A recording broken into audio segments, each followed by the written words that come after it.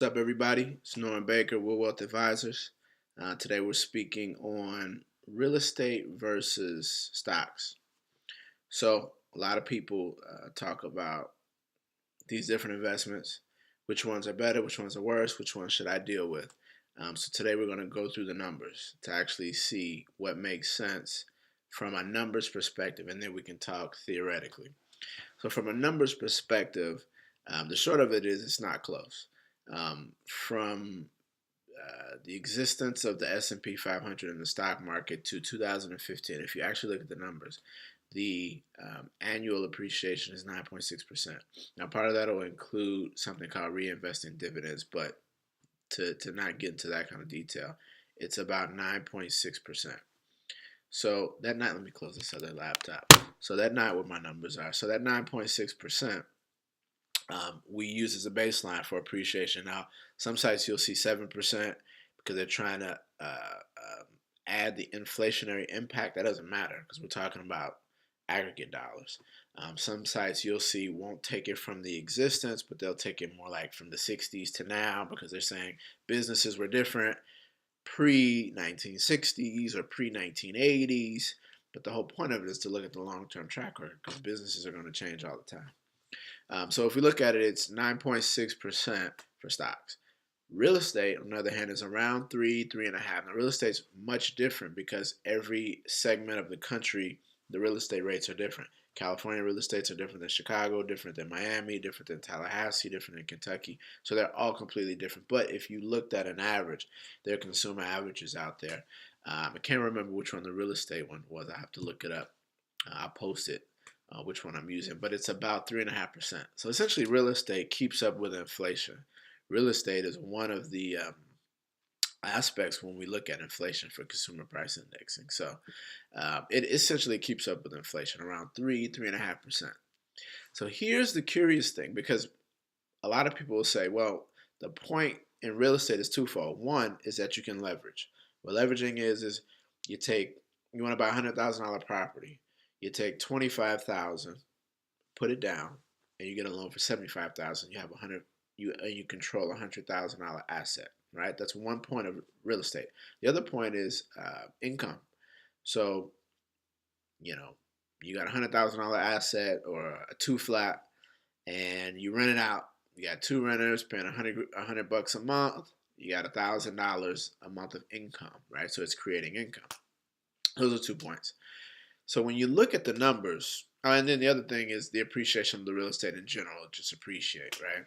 So when you look at the numbers, a couple of things you have to be really keen about. Number one is mortgage and debt, right? So when we're looking at real estate, we're talking about, a lot of people talk about the tenants are paying for your mortgage, right? So it's kind of a cool concept, right? You're borrowing to get an asset, and then you have other people paying down the debt on that asset so that you walk away with a free asset.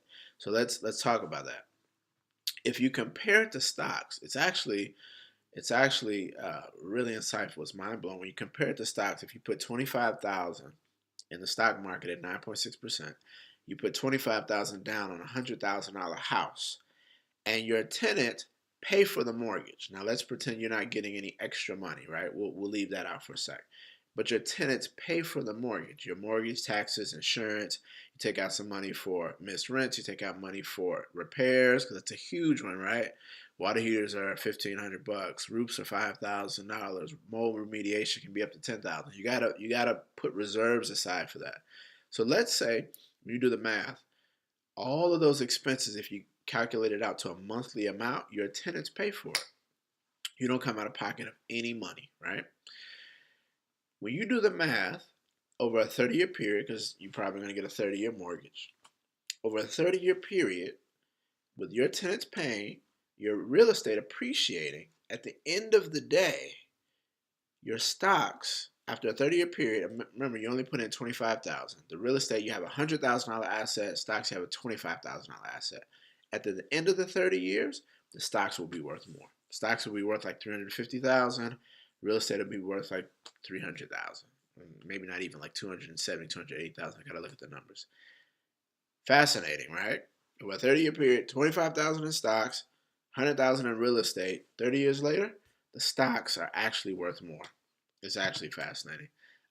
So you got to think about that when you're looking at real estate, right? People can pay the mortgage, and at the end of the day, you're going to have this huge asset. But if you were to put your down payment in stocks anyway, based on the averages, you would have more, right?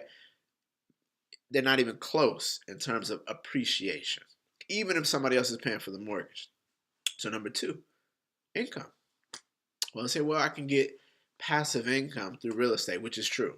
But what you have to remember is it's not the gross income, it's the net income. So if you got $100,000 property, and let's say it's $100,000 property in Chicago. In LA, you won't have one. In Chicago, I talk about LA, Chicago, and Florida because those are the markets that I know. In LA, you won't be able to get a $100,000 asset. In Chicago, you will. Maybe a single family home. In the suburbs, a very small single family home. How much rent would you get from that? Let's say you're gonna get, I don't know, $1,000, which that seems too high, but let's just $800, right? $800. That $800 is called gross. That's your gross income. Now, real estate's weird. They talk about cash on cash percentages, and the way they look at percentages in real estate sometimes can be muddied. But the real number is how much did you pay for the asset? How much did you get a year? That's your rate of return on your overall investment, because even if you only put 25,000 in, you took out debt for the other 75,000. So you invested $100,000 in this asset. How much do you make?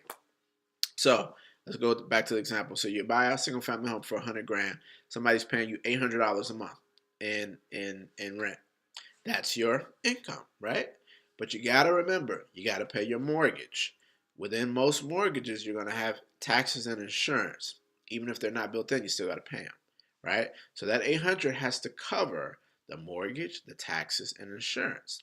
Now, when you look online and you do the research, you'll see a lot of different examples of folks that get an asset for X amount of dollars and assume a rent of Y.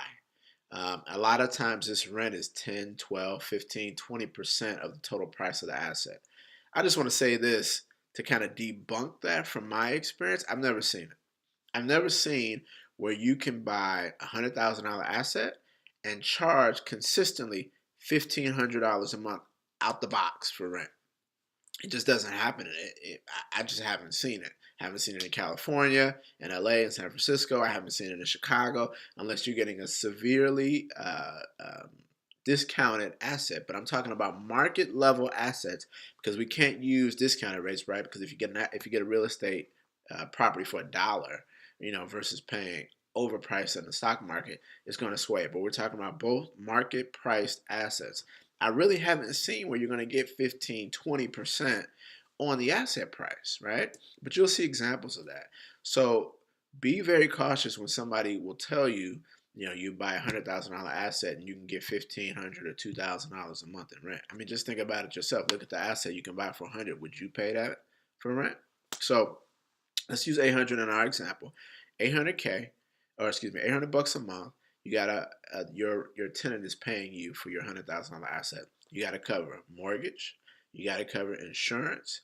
You gotta cover taxes. You have to cover any HOA fees, and a lot of times some of the utilities. Meaning, a lot of tenants aren't going to pay to get the grass cut or the snow shovel, but based on the township or neighborhood or city you live in, it might be a necessity that you have to cover, right?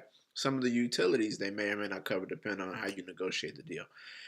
In addition to that, right, repairs and missed rent. People miss rent all the time. They predict 5%, 10%. Guys, if you put somebody out from not a foreclosure, from a eviction, it doesn't happen the same day. A lot of times it doesn't happen after 30 days or at 60 days. That's not counting if somebody moves the time it takes for you to get somebody else. That's like missed rent. When you put somebody out, it can be 30 days, 60 days, 90 days, 120 days, depending on the laws in your city, town, or state, or how to do it, right? Those are huge losses in rent. In addition to that, you got a mortgage to pay. So we talked about you have to cover all the expenses just in general. You also have to cover this missed rent. It's huge. It's huge. You have to cover it. Same with repairs. On a $100,000 house in today's day, replacing a roof can be $5 grand. 5% of the total value of your home you have to come out of pocket. If you have something like American Home Shield or a home warranty company, you got to factor that into your bill, right? So, and even with that, a lot of times they don't pay for the whole thing. You have to pay for a lot of the extras. So keep those in mind. Huge assumptions or estimates for those amounts, right? A lot of people say they want 6 months of mortgage payments aside before they even go into real estate, right? I may say 6 to 9 months, in addition to having a huge amount for repairs and missed rent. The last thing is the risk on debt, right? Yeah, taking out debt is a big deal, and it should be looked at very closely, right? A lot of people see these homes that they can purchase and purchase multiple homes and have these huge amounts of debt, and one thing can happen and can have that house, it's almost like a house of cards tumble, right? Mortgage company doesn't care that you don't have a renter, right? If you're paying rent in your own home or you're paying your mortgage and you got two other homes, and for one, reason or another, rent's not getting paid, a mortgage company doesn't care. You got to pay your rent. If you don't pay your rent, you go into foreclosure. You lose the home. Not only do you lose the home and you lose the equity in the home, even though you've been paying into it, your credit's shot and you may not be able to do deals like that again. So keep in mind those risks. Those risks have to play into the equation of real estate versus stocks. And then remember, also keep in mind that originally what I said is even if you look at it without risk, just purely paying down your debt and the real estate appreciating versus stocks appreciating, putting in a fourth of the total asset of real estate. Remember, 25,000 in stocks, 100K of a house. In 30 years, the stocks are worth more. Actually, in 24 years, the stocks are worth more or equal to or more than the real estate. In 30 years, they're worth way more, almost $100,000 more, in using that example. So just keep that in mind when we're looking at real estate versus stocks. The other thing I wanted to, so that's the numbers. The numbers say, to me, it's not even close. It's not even remotely close.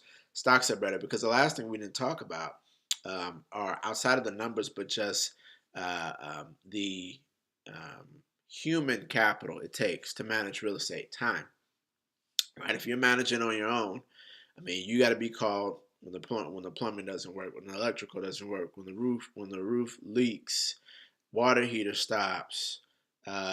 What else have I fixed in my house? Mold remediations.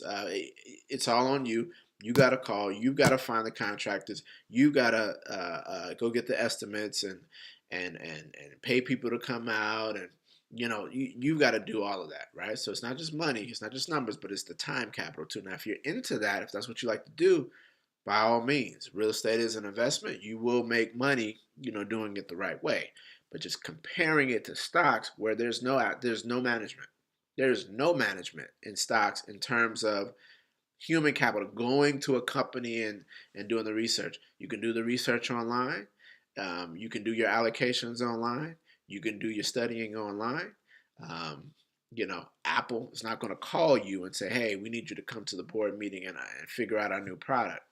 You're not in that. All you're doing is investing in them, and you keep up with their quarterly earnings and their quarterly calls, but you don't have to do that kind of work. It's truly passive income.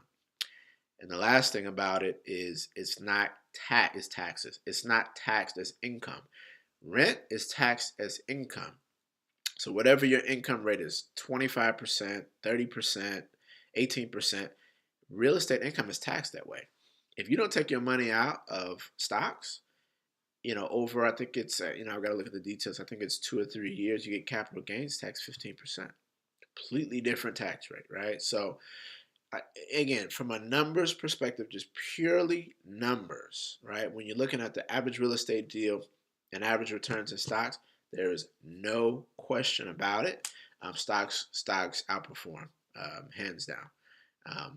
If from a diversification standpoint, if you're into real estate, if some people like it because it's tangible, you can feel it, you can touch it, and the stock market is more to some people like a casino, right? I mean, just being honest about it. Some people don't trust it, don't believe it, doesn't make a lot of sense.